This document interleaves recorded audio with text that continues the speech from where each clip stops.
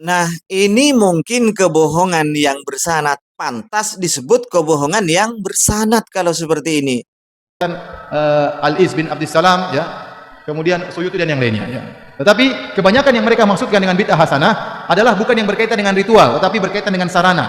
Makanya Al-Iz bin Abdissalam, ya, dalam kitabnya Qawaidul Ahkam fi Masalihil Anam, tatkala dia membagi bid'ah menjadi 5, dan ini diikuti oleh Nawawi rahimahullahu taala, maka disebutkan bid'ah ada 5. Ada bid'ah wajib, ada bid'ah sunnah, ada bid'ah mubah, ada bid'ah makruh, ada bid'ah yang haram. Tatkala Anda baca pada bid'ah yang wajib dan bid'ah yang sunnah, ternyata yang dia contohkan bukan masalah ritual, tetapi perkara yang merupakan sarana. Contoh dia sebutkan masalah buat jembatan. Ya, jembatan ya baik. Contohnya masalah buat pondok. Pondok ini berkaitan dengan masalah agama. Di zaman Nabi tidak ada pondok, ya. Tetapi ternyata Al-Iz bin Abdissalam, beliau itu orang yang sangat keras pengingkarannya terhadap bid'ah-bid'ah. Bahkan beliau sangat tegas sekali mengingkari orang-orang yang berbuat bid'ah tersebut. Karena itu Al-Iz bin Abdissalam ditanya tentang salaman, berjabat tangan selepas sholat subuh dan sholat asar. Jadi salam-salaman selepas sholat subuh dan sholat apa? Sholat asar. Apa jawaban Al-Iz bin Abdissalam? Kata beliau, al-musafahatu uqbas subhi wal asri minal bid'ah. Salam-salaman atau bersalaman selepas sholat subuh dan sholat asar itu terhitung bid'ah illa liqadim, kecuali kalau orang baru datang. Di antara hal yang diingkari oleh Iz bin Abdussalam rahimahullah, sebagaimana dalam fatwa Iz bin Abdussalam di halaman 46 di nomor ke-15, disebutkan anau su'ila an musafahati aqbis sabi wal asr, subhi wal asri. Ditanyakan kepada beliau apa hukumnya salam-salaman selesai sholat subuh dan selesai sholat asar. Salam-salaman. Baik enggak salam-salaman? Selesai sholat. Nah, coba lihat, coba limbang lihat. Baik atau enggak? Baik. Berguguran dosa kita salam-salaman. Nah, mereka bertanya kepada Iz bin Abdussalam yang dikhususkan selesai apa? Salat subuh dan salat asar. Lihat jawabannya Iz bin Abdussalam yang dijadikan dalil oleh sebagian orang pembagian bidah menjadi 5, bolehnya bidah hasanah Iz bin Abdussalam. Perhatikan apa kata beliau. Al-musafaha aqbas subhi wal asri minal bid'i. Minal bid'i, ya. Bersalam-salaman selesai sholat subuh dan sholat asar dari perbuatan bid'ah. Kata beliau, baik nggak salam-salaman? Menurut teori orang bid'ah sana, baik.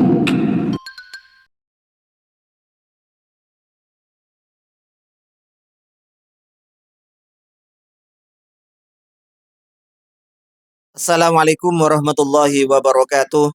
Alhamdulillah wassalatu wassalamu ala Rasulillah wa ala alihi wa sahbihi wa mawala amma ba'du.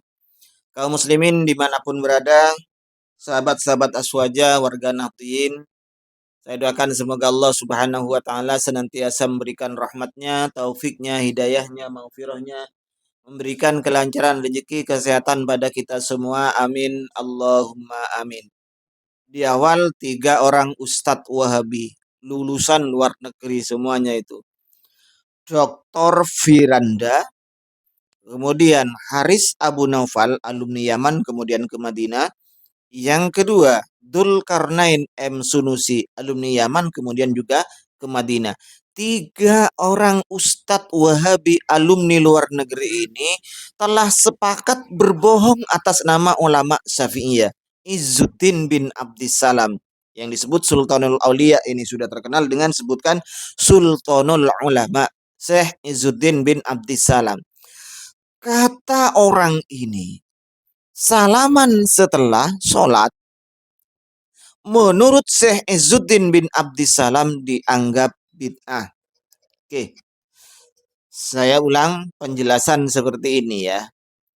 Ketika orang-orang Wahabi, ustadz-ustadz Wahabi membahas bid'ah, tapi yang dijadikan referensi adalah ulama Syafi'iyah, tolong ya ulama Syafi'iyah yang ente jadikan pegangan rujukan untuk disampaikan ke jamaahnya itu, bid'ahnya jangan dipahami sebagaimana bid'ah yang tertanam di otak kalian, Pak Doktor ya.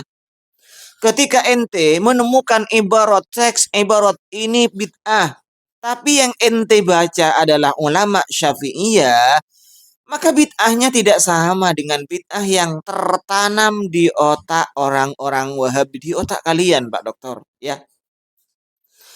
Izzuddin bin Abdissalam membid'ahkan salaman setelah sholat. Oke, betul 100%. Karena memang Izzuddin bin Abdissalam ini membid'ahkan salaman setelah sholat. Tapi bid'ahnya yang mana? Ingat, Izzuddin bin Abdissalam ini membagi bid'ah menjadi 5. Wajib, ada haram, ada sunnah, ada makruh, ada mubah. Nah, bid'ah yang dimaksud Pak Izzuddin, bid'ah yang dimaksud oleh Imam Izzuddin bin Abdissalam ini, salaman setelah sholat ini masuk bid'ah yang mana dari yang 5 ini? Masuk yang wajib, yang haram, yang sunnah, makruh, apa yang mubah? Ente lanjutkan ini, coba ente jelaskan yang sejelas-jelasnya terhadap masyarakat. Kita buka kitabnya Syekh Izzuddin bin Abdissalam. Imam Izzuddin bin Abdissalam ternyata ini. Dalam Qawaidul Ahkam ini ya. Ternyata seperti ini. Termasuk bid'ah mubahah. Bid'ah mubahah ini banyak contohnya, kata Izzuddin bin Abdissalam.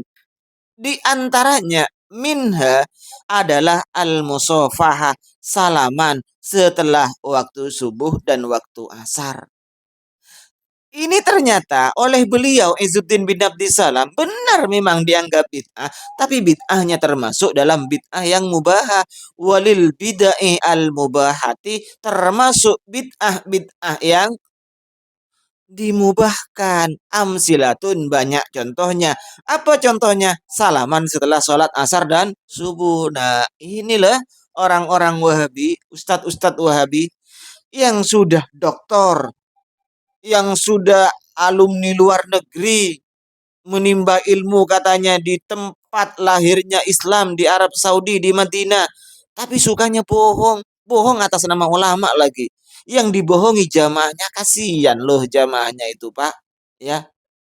Enti bilang, Izzuddin bin Abdissalam menganggap salaman setelah sholat, ya, ini bukan bid'ah sebagaimana yang kita pahami, saudara ya. Kalau kita pahami bid'ah ini adalah semuanya sesat. Tapi yang dimaksud oleh Izzuddin bin Abdissalam ini, saudara, adalah bid'ah yang dimubahkan, bid'ah yang diperbolehkan. Begitu sampaikan sama jamaahnya ya, Pak Doktor. Ente malah bilang bahwa Izzuddin bin Abdissalam dan ulama-ulama Syafi'iyah lainnya yang dimaksud dengan bid'ah hasanah adalah masalah sarana-sarana, bukan ritual. Lah, salaman setelah sholat oleh 2 orang temanmu itu dianggap bid'ah, dan oleh orang-orang Wahabi salaman setelah sholat ini katanya adalah bid'ah. Bid'ah pemahaman Wahabi kan tidak sama dengan pemahaman Izzuddin bin Abdissalam ternyata, Pak Doktor ya. Apakah itu masalah sarana? Apa masalah ritual? Kenapa orang Wahabi ngebut membid'ahkan salaman setelah sholat? Kalau memang ini oleh Izzuddin bin Abdissalam dimasukkan ke dalam masalah sarana, Pak Doktor. Kata ente kan masalah sarana yang dimaksud bid'ah hasanah itu. Gimana ini? Kontradiktif sekali kalian itu semuanya. Izzuddin bin Abdissalam, seorang sultanul ulama, kalian buat objek kebohongan.